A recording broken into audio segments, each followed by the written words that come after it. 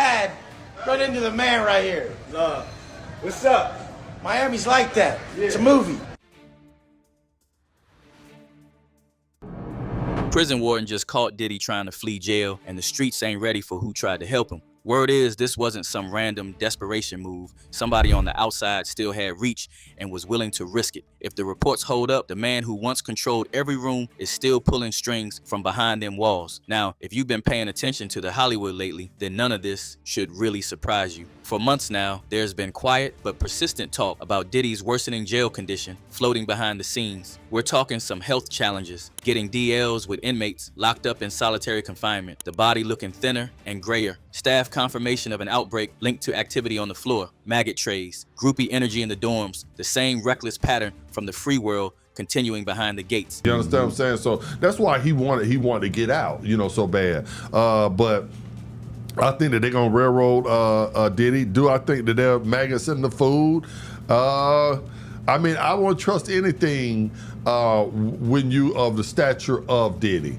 Do I think they give every inmate maggot food? Probably not. Right. According to you, the inmates are fighting over making his bed. Yep. Well, I got a phone call yesterday that Diddy was placed in solitary confinement because he beat up a man. I was told, literally, the phone call was, hey, Diddy choked the man out. He was placed in solitary confinement yesterday, July 23rd, around 4:00 p.m.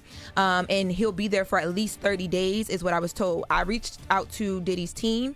At the time, they knew I was calling, but they still trying to figure it out. They said that they don't know either way, but they didn't dispute my phone call. What happened though?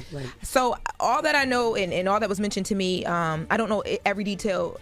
Literally, though, I said why. They said, sometimes people think that they can play with him. And I don't know if it's because of all of the reporting around the case or if it's because he's a big celebrity and, they think that he's used to being, protected. But I was told people think that they can play with him, and we've told people don't think that. And I told people 1,000,001 times. Yesterday, Diddy he is had to not demonstrate. a sucker. Allegedly. I mean, we laugh at Diddy and all that, but Diddy's not a sucker. I've seen Diddy grab people, yoke people up in clubs, with security there. Diddy's no sucker. Diddy's he's with all the ish. And now the prison warden is saying he caught Diddy trying to flee the facility. Not a rumor, nor online speculation. A real attempt. And the question that got the streets locked in is simple. Who tried to help him pull it off? The answer the warden is putting on the table points straight at two names that never fully walked away: Stevie J and Cuba Gooding Jr. While half the industry went silent and the other half started posting no Diddy energy, these two stayed in the mix. And according to the talk coming out of the facility, that loyalty went past public statements. Somebody on the outside was still moving pieces. Let's start with Stevie J because his connection runs deeper than most. Stevie is bad boy DNA. He was there during the golden era, producing the hits, sitting in the rooms where the real decisions got made. When the feds raided the properties and the charges dropped, most people created distance. Stevie doubled down, went online, did the interviews, called Diddy family, defended him in public when it was not popular to do so. You're hanging out with Diddy in his mansion in Miami, and Homeland Security rushes in while you're there. While I'm there, Dolo. You're there by yourself. Yeah. With he has some employees there. And Yeah. Stuff. Yeah. So suddenly there's red dots all over your shirt. Yeah. I'm like, damn, this is crazy. You know what I'm saying? That kind of loyalty raised eyebrows from the jump. Lil Rod's lawsuit already painted Stevie as more than just an associate. Claims he helped coordinate escorts for some of those late night events, handling logistics, while Diddy stayed insulated. There were even whispers about leaked clips allegedly showing Stevie involved in the same gatherings, now under federal scrutiny. Yet Stevie stayed loud, unafraid, almost too comfortable. Hopefully the truth will prevail. Yeah. We'll see what happens. Yeah, we got to just see how it plays out. Yeah. I'm never going to stop being there for someone I consider to be a friend to me. As you should. I'm not going to turn my back. And it's like, I've been scrutinized just by being a friend.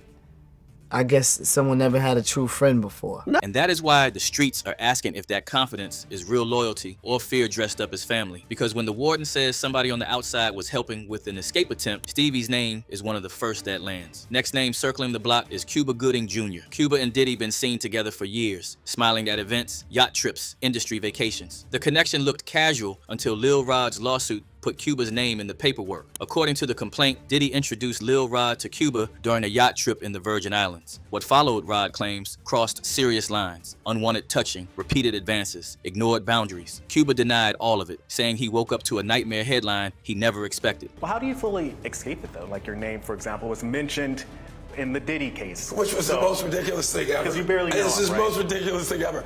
But again, welcome to being a celebrity. Welcome to my world.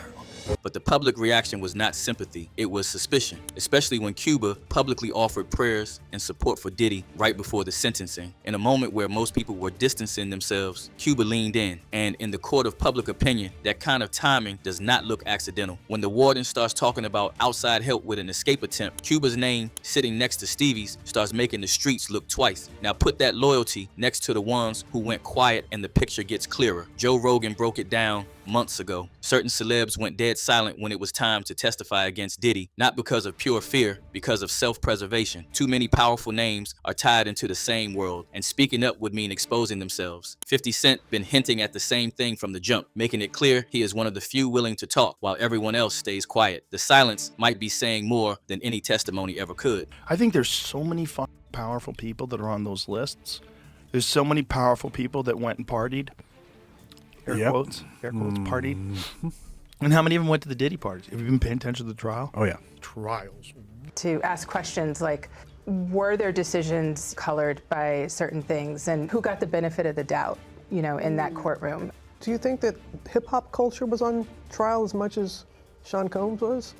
Look, if I didn't say anything, you would interpret it as the hip-hop is fine with his behaviors.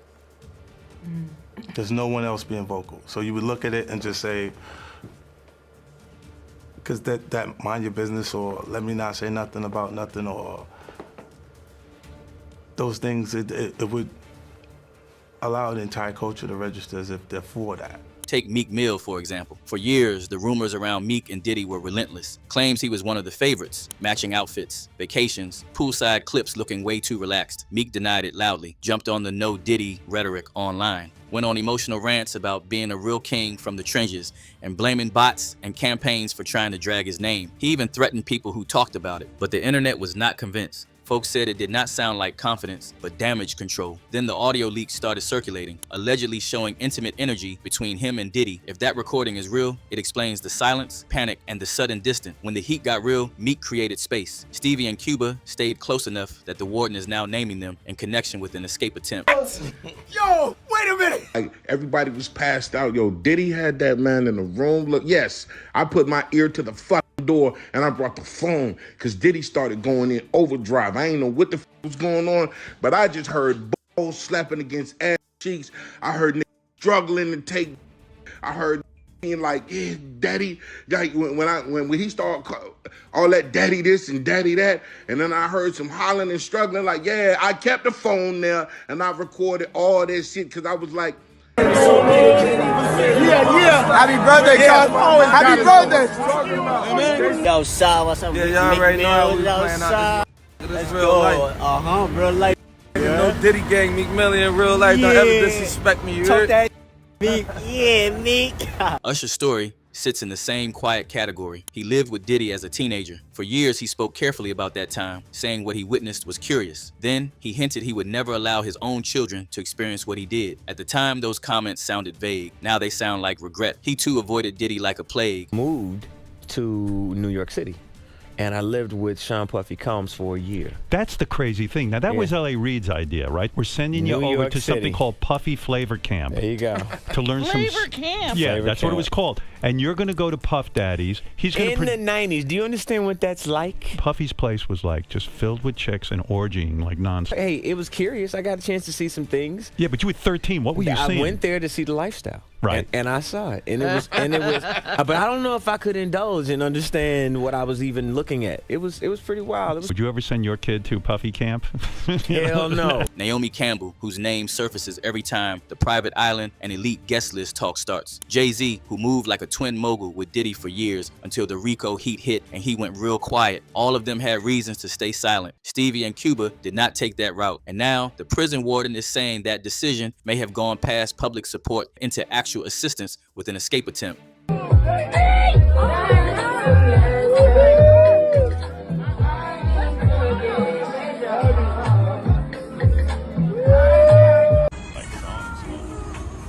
What's that?